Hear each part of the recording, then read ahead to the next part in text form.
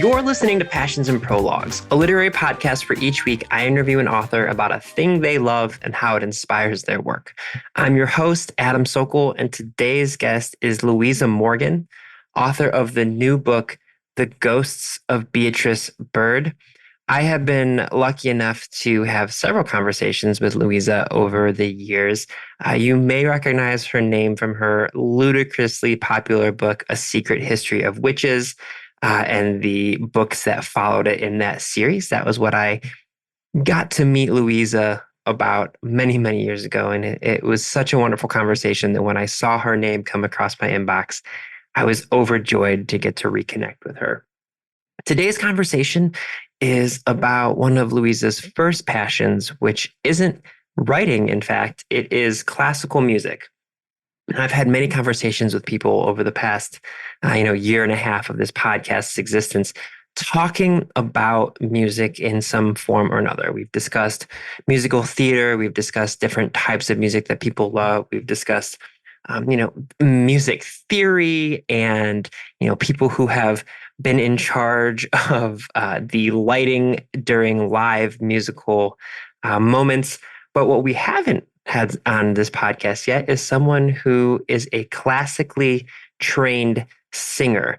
Louisa, for many, many years, was a concert singer, and it all started with her deep, deep love of classical music that began with her parents having the record of Carmen back when she was a very young child.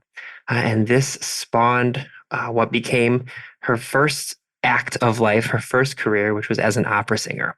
It's just a wonderful, wonderful conversation to get to hear someone who has been involved in an aspect of life that I really have no connection to. I love classical music. I love music really of all kinds, but I have no idea what it takes to create those incredible and iconic notes and sing these songs that 0.0001% of us could ever imagine. So it was really, really delightful to get to talk with her about this. It was just a delightful conversation. And the book that we discuss, again, is The Ghosts of Beatrice Bird. And we talk a little bit about it at the second half of the conversation. And it's really, really interesting. I love it a lot. It is very much a good, kind of spooky, creepy story that is perfect for this end of year time. And it's all about, friendship as well, and obsession and redemption and a bunch of things that really caught my eye. I really, really love this one. Speaking of music, this is a good time to offer a book recommendation. This past week, I read The Music Shop by Rachel Joyce, who has written several other books that I adored, including The Unlikely Pilgrimage of Harold Fry. The Music Shop is a book that she wrote that is very much in homage to vinyl records and their important kind of place in the history of music and how we engage with music. It's all about this vinyl record store that has come on some hard times, but the owner is just this iconic and unique person who can really tell the exact type of music that you need when you need it. And so while he has a very perhaps small gathering of people who frequent his store often, the people who do go see him are very, very obsessed with the things that he can do for them. So he meets this woman who he instantly tends to fall in love with, but he does not know how to open himself up to a relationship. And that's because of his own past, which unfurls slowly throughout these different chapters that are all broken out by music lyrics. It's just a wonderful story. And again, it's an homage to vinyl records. So if you are a vinyl nerd, which I am quickly becoming, highly recommend The Music Shop by Rachel Joyce. A perfect connecting book recommendation to this discussion with Louisa Morgan. If you'd like to get a hold of me, you can always find me at passionsandprologues@gmail.com, or you can find me on TikTok and Instagram, where I'm doing book recommendations and all sorts of things. Again, same name, Passions and Prologues. I also want to do one quick plug. You will find a link in this show notes to my Boston Medical Center fundraiser. I'm running the Boston Marathon this spring, and part of my journey is to try to raise $12,000 for the Boston Medical Center an incredible uh, organization that provides not just medical relief and medical treatment to children in need, but also housing and education and food and so many other things.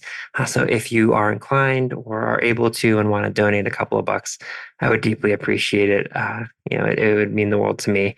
And I know it means the world to the Boston Medical Center. Okay, that is enough housekeeping. I am going to transition now into my conversation with Louisa Morgan, author of The Ghosts of Beatrice Bird, Passions and Prologues.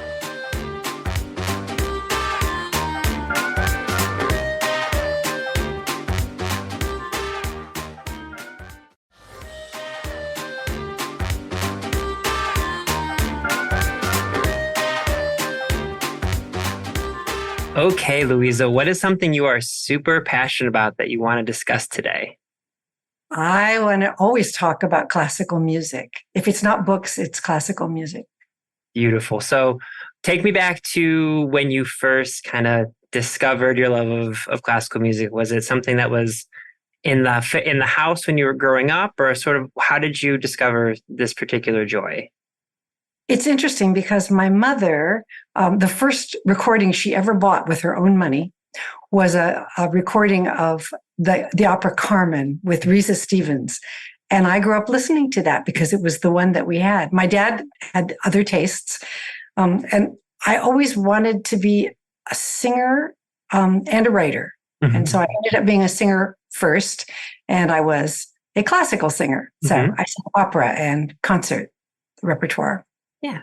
So how does one go into getting into singing classical music? Because obviously you mentioned opera it is a very, very unique talent. It is something that even people who are quote unquote singers cannot necessarily do. It's a very, very specific thing. So how did you get into that?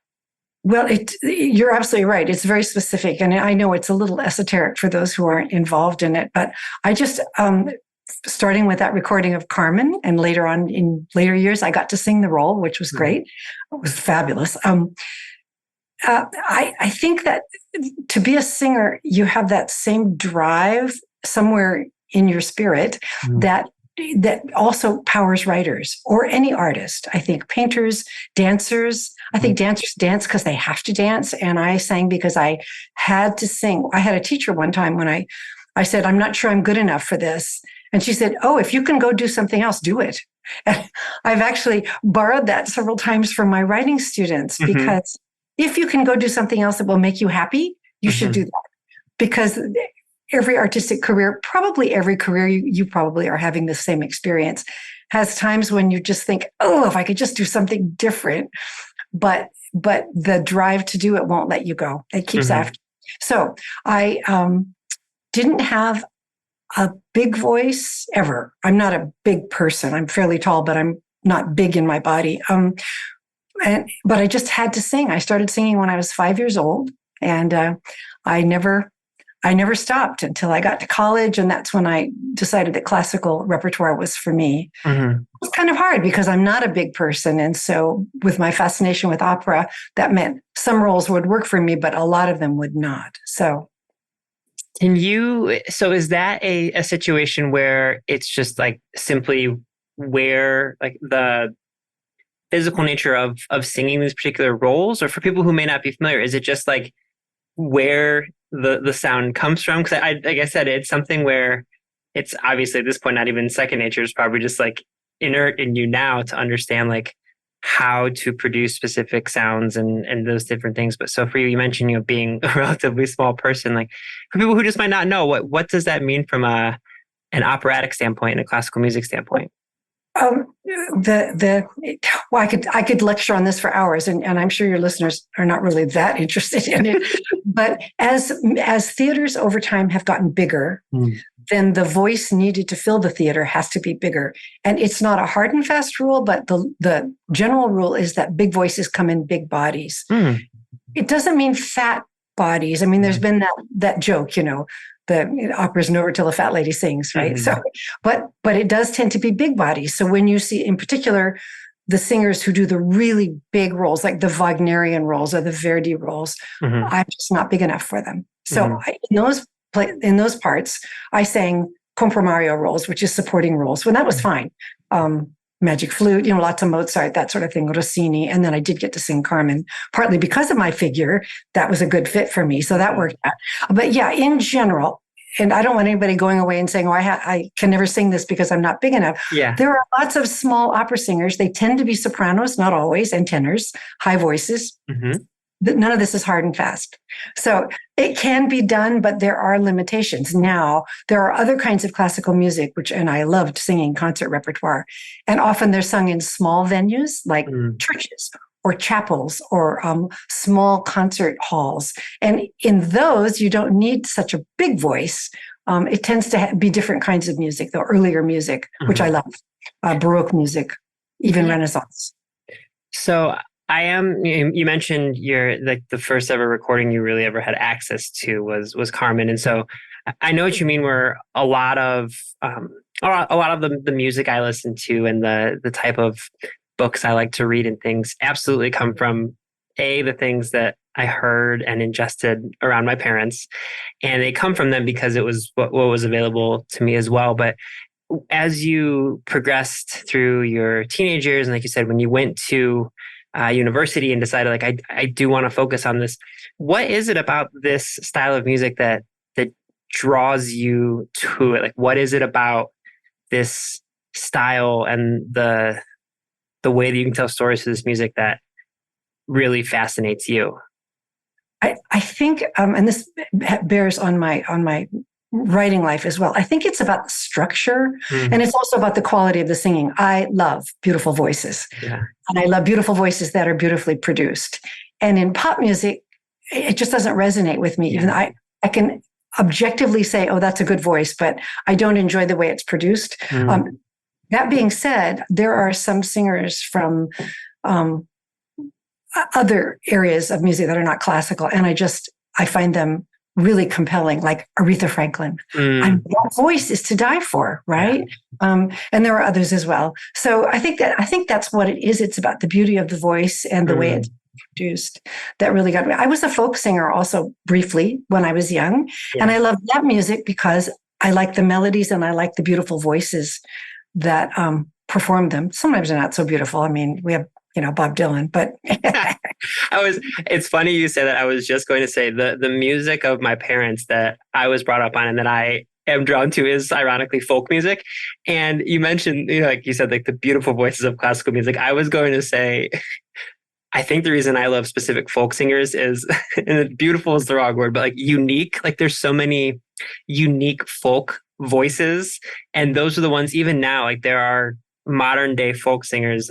There's one that I learned of this year. His name is Benjamin Dakota Rogers. And he has one of those voices where the second you hear him sing, you would never say like, what a beautiful voice, but you would say, what a unique voice. And it sticks with me. So it's funny you said folk because I know what you mean. That is exactly how I feel when I hear a unique. One of my great voice teachers, he would have called that a money voice. Because as soon as his name is Benjamin Dakota Rogers. I have to remember that. So the minute you hear it, you know who you're listening to. Yeah. That's true of, a number of folk singers who've made huge careers. I also love some blues. Like I love Bonnie Raitt's work. Yeah. So there are all kinds of things that I do really enjoy. It's just that classical music for me and for my voice is where I wanted to be in the end. Yeah. So lucky me, I got to do it. Yeah. You mentioned a few times that there's sort of a crossover between like the passion you need for singing classical music and then also your writing. So I guess, can you explain how maybe your passion for classical music and how it has affected your life so much has also bled over into your writing? Like, do you see a through line between the two things that you love? Well, it's really interesting. Again, I could lecture on this for hours, and I do lecture on this sometimes, but when I'm hired to do that. You're probably familiar with Greg Bear, the great science fiction writer. He was one of my mentors. And when he taught the workshop that I went to in Seattle at Clarion West, he went to a whiteboard and he started diagramming a novel, the structure of a novel. And I remember saying, but Greg, you're diagramming a symphony. And he was also a classical music fan. And he said, that's it. It's the same. And it is so much the same. So I always think that I internalized the structure of things like the song form, which is a classical form that many songs have in classical music, which is perfect for a short story. And I also internalized the structure of an opera or a symphony because I studied them so much and it's sort of in me. And so when I'm writing a novel, that structure is the one that I think supports my creative flow. When it's wrong, there's this little thing inside me that just goes, no, that's not working out. And when it's right, I get that feeling of satisfaction, like, you've done something that works. Mm-hmm. So that's, it's almost exactly the same thing. The music structure, by the way, I can't write music at all. So not a talent of mine at all, but knowing that structure, feeling that structure, I should say, feeling that structure translates directly into what I do in my novels in particular. So along those lines, speaking of feeling that structure, when you began publishing novels, I believe you had already obviously had this career as a singer and you've been singing for quite some time. In your most recent book, the Ghosts of Beatrice Bird, which we're going to talk about in just a moment, like this is by no means your first, second, third novel. You've been doing this for a while, but I'm curious, when you first started writing novels, did you already have that feeling of, oh, this feels structurally like a symphony or was that something that was sort of learned, manuscript by manuscript?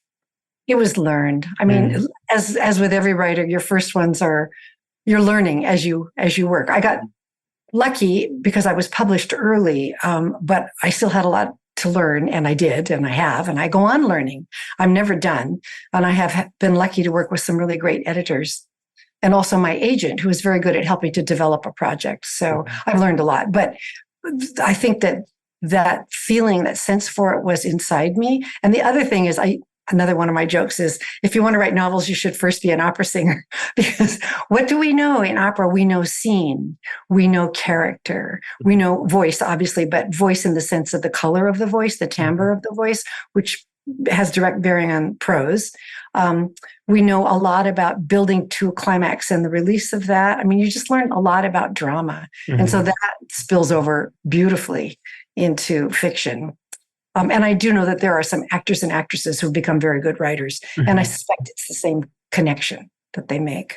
Yeah, I mean, it makes sense because thinking about, if I'm listening to classical music or even a musical, or I'm reading a book, like there are times when it can feel like it's either dragging or you're like waiting for a climactic moment or something. And it is that exact same feeling when you're like, okay, this does need to follow some sort of a structure that is recognizable, or else you just feel lost as a viewer or a reader type of a situation. Right. It's pacing, I think. And there are big pieces of music that are famous, and I think the pacing it doesn't satisfy me. There's a wonderful book about how we listen to music and what pleases us.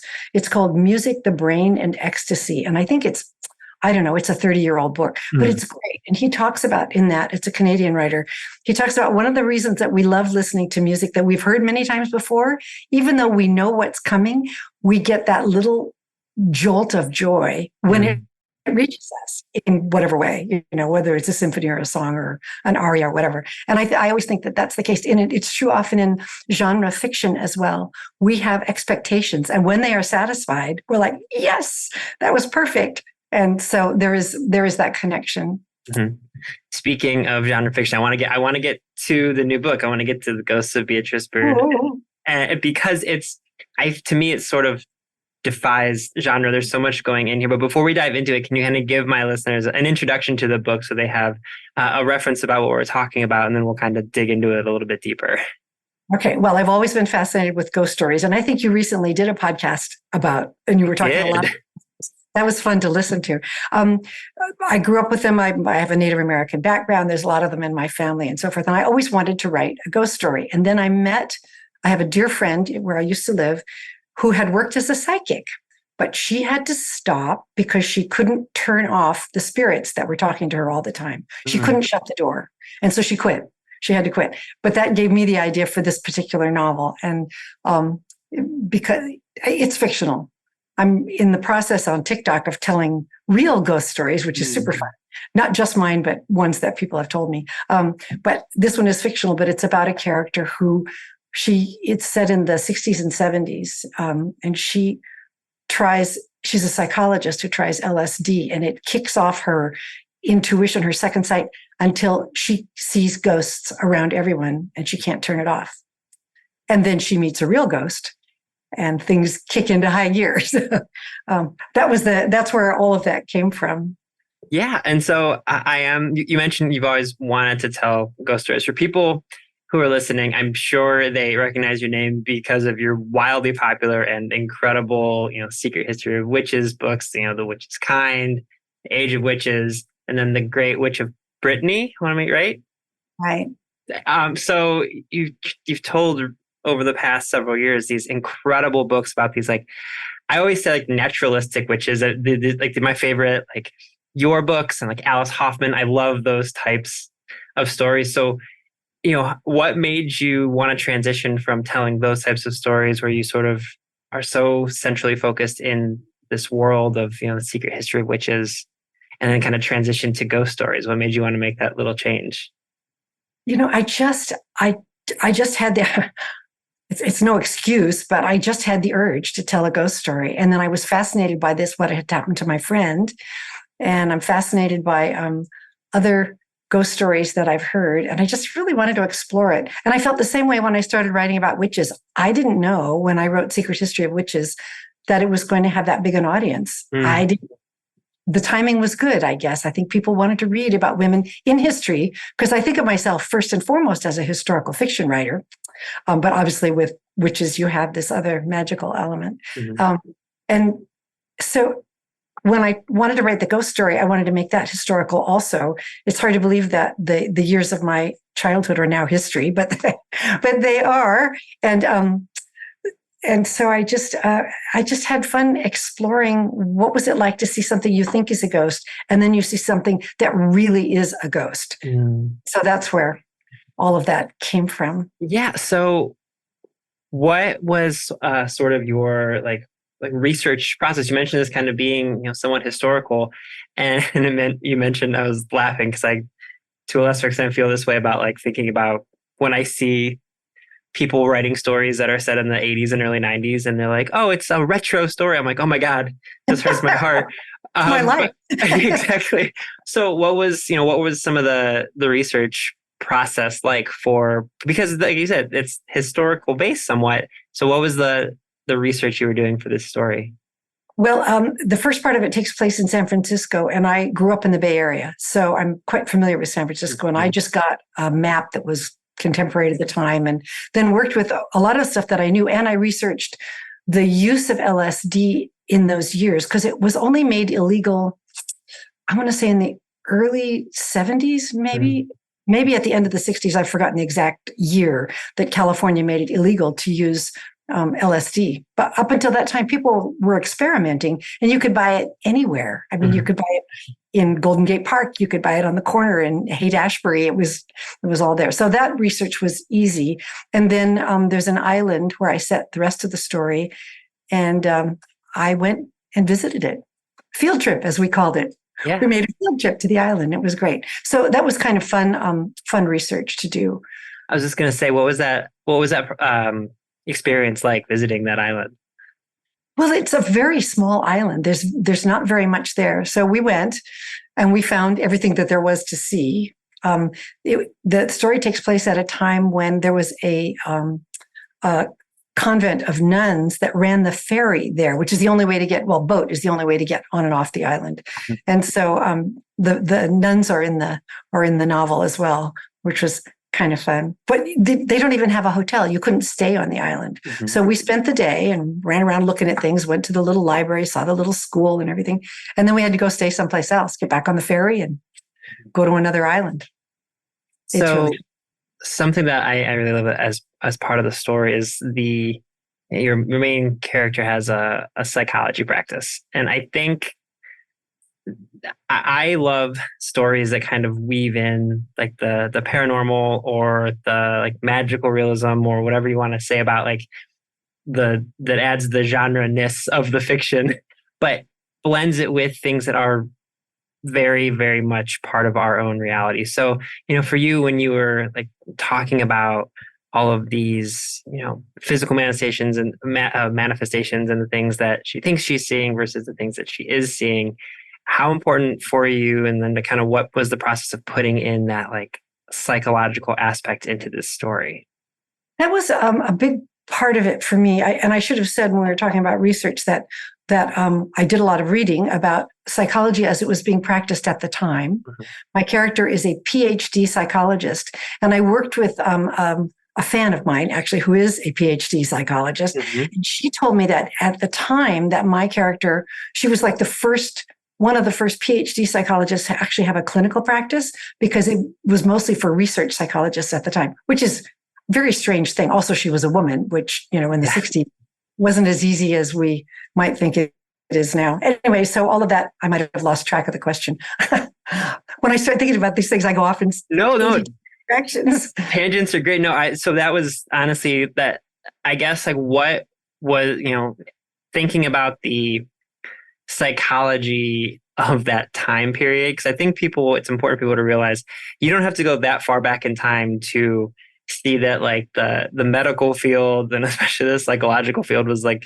sort of like the wild, wild west. Like it was very unhinged, I suppose. So I guess like what were some of the things from a psychological standpoint in doing that research that you learned about that time period, and how did that make its way into the story?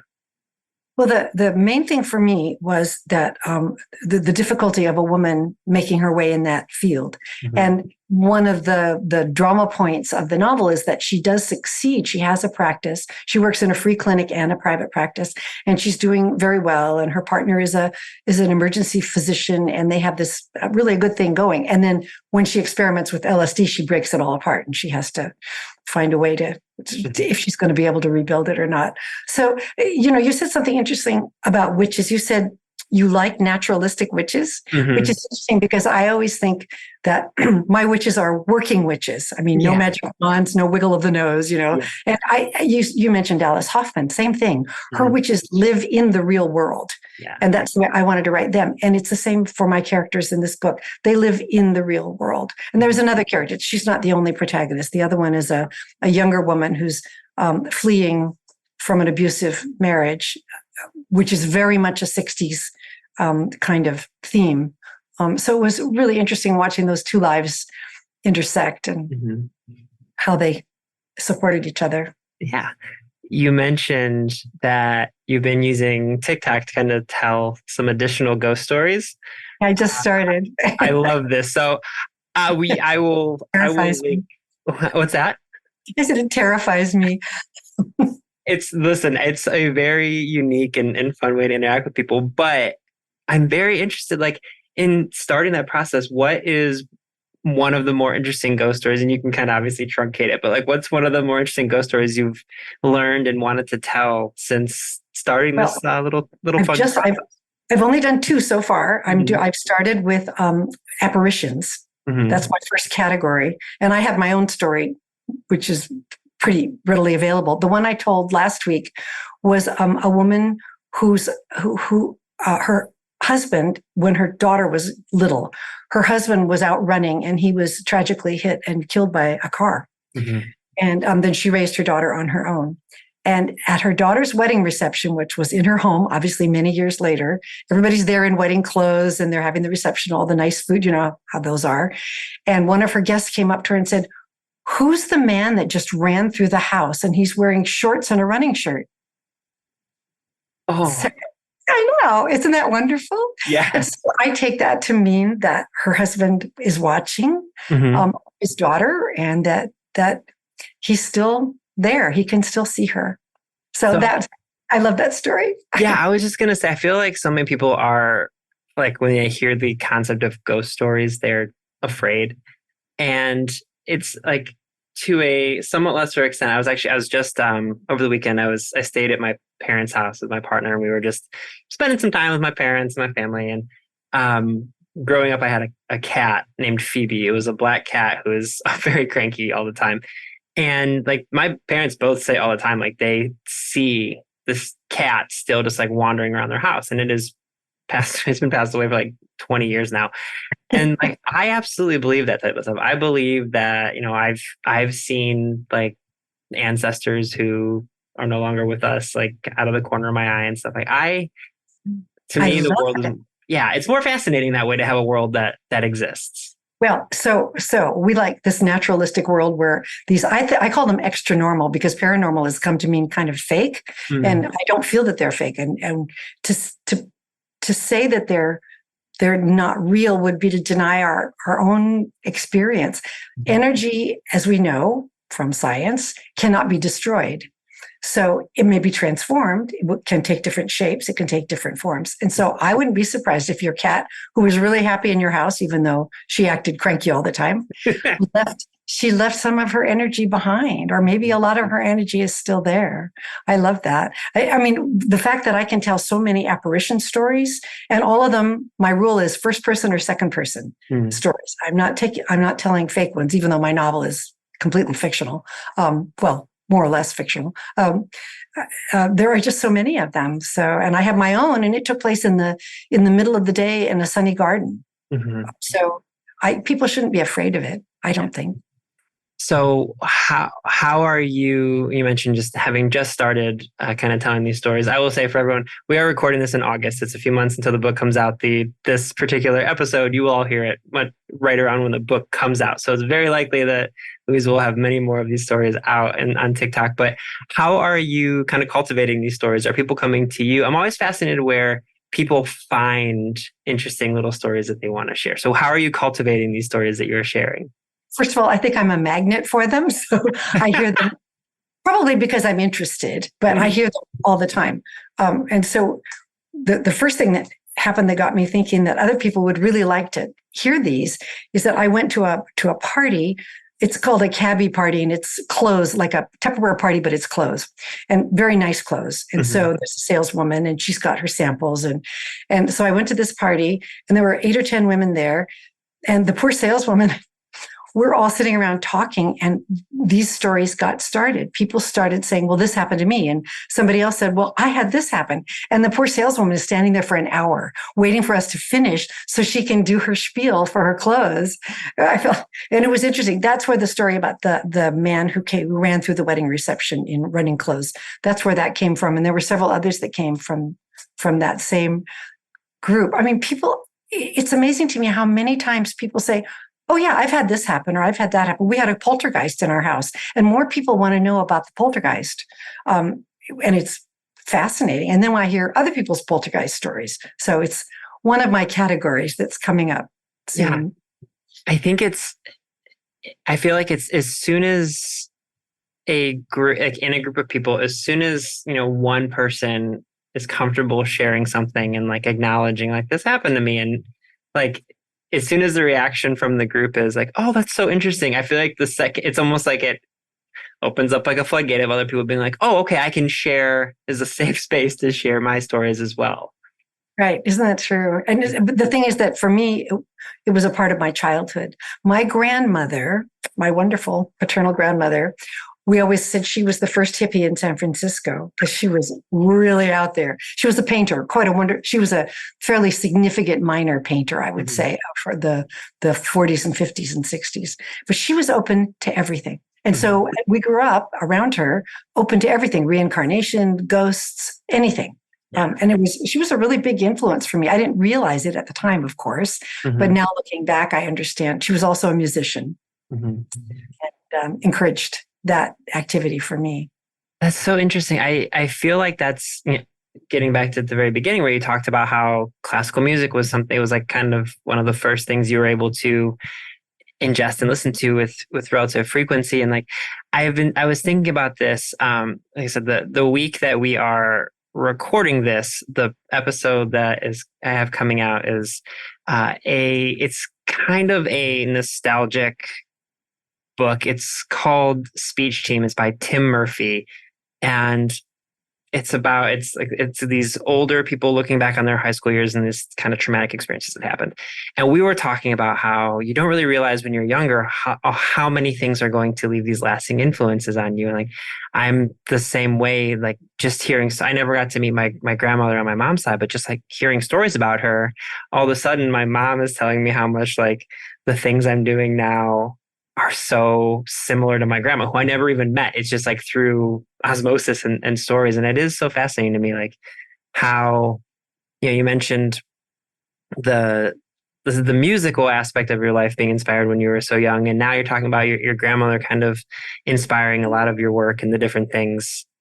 I don't know. It's just very, very interesting to me how the things we learn when we're younger end up lasting a lifetime of all the different ways that we produce our art and our work and our life. They do. Yeah. They do. We formed pretty early. Mm-hmm. Yeah. So there wasn't much of a question, just me rambling and being like, it's just so fascinating. But it's interesting because in my Native American background, there is a firm belief that family groups, and it doesn't just mean the one like, mom and dad and the children, big family groups, tend to return to life together, the spirits. And so I grew up just believing that. I mean, it was just automatic. And so when I encounter that sort of belief and other beliefs, like your mother saying that you're like your grandmother. Yeah. You could be your grandmother. Yeah. Possible. Yeah. I mean, but it does make sense that there would be that connection between yourself and someone you never met. Yeah, absolutely. So I love that so much. I have one last question for you. I always end every episode by having the author who has come on give a recommendation of any kind. It can be a book, it can be a movie, it can be a piece of music, it can be a TV show, recipe, just something that you think more people should know about. Oh my goodness, more people should know about. I'm always telling people what they should do. So, because I'm a very bossy person. That works too. Honestly, I had someone say, go for more walks. Like, hey, you can absolutely. Okay. Well, I mean, exercise, certainly. I think I just really want to encourage people to consume non-mainstream entertainment. I get frustrated I just saw the Barbie movie. And I loved it. I absolutely loved it. I just thought it was great. And my son, who's very savvy about these things, he said, yes, but Hollywood has taken the wrong lesson from it. And I realized, yes, they want to go right back and find another toy they can do another movie about. And I want to grab some of those people, walk them into a bookstore, and say, look, here are all these wonderful ideas. These are amazing choices that you have for entertainment. It doesn't have to be books. It can be, it can be music. It can be independent films. I have a friend who made an independent film and it's getting shown at a festival in Europe. And she did it all by herself. Just amazing. So I would encourage people to not go to just the bestsellers, as wonderful as they are, Alice Hoffman, but this is the only bad thing about buying books from online sources. It's not as easy to browse. And I absolutely love browsing libraries, bookstores, and so forth, so that you can kind of expand your horizons. Yeah, I think that's beautiful. Louisa, The Ghosts of Beatrice Bird, it's such a wonderful book. I know people are going to absolutely adore it. Thank you so much for joining me today. Thank you. It was great fun.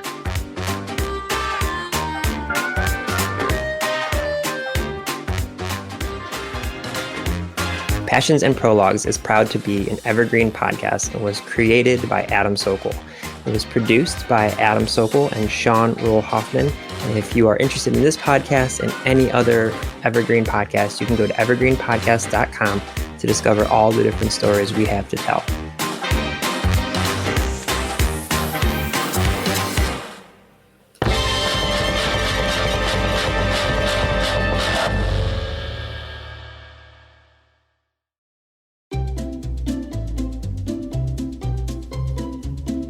Hello, and welcome to Novel Conversations, a podcast about the world's greatest stories. I'm your host, Frank Lavallo, and for each episode of Novel Conversations, I talk to two readers about one book. And together, we summarize the story for you. We introduce you to the characters, we tell you what happens to them, and we read from the book along the way. So if you love hearing a good story, you're in the right place. Our 9th season is coming this fall. Tune in to hear from some of the all-time great authors, Charles Dickens, Jules Verne, F. Scott Fitzgerald, and more. Subscribe to Novel Conversations wherever you listen to podcasts.